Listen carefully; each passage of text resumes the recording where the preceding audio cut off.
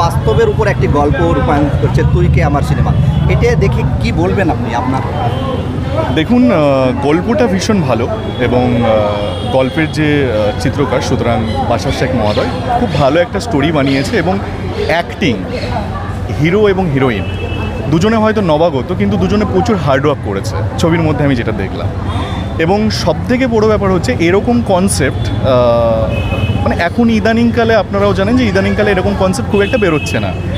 তো আমার point of view থেকে বলছি যে খুব একটা ভালো কাজ এবং পরিচালক দাউদ খুব ভালো ছবি বানিয়েছে এবং সবাই দেখার জন্য আহ্বান করছে যে সবাই ছবিটা দেখুন।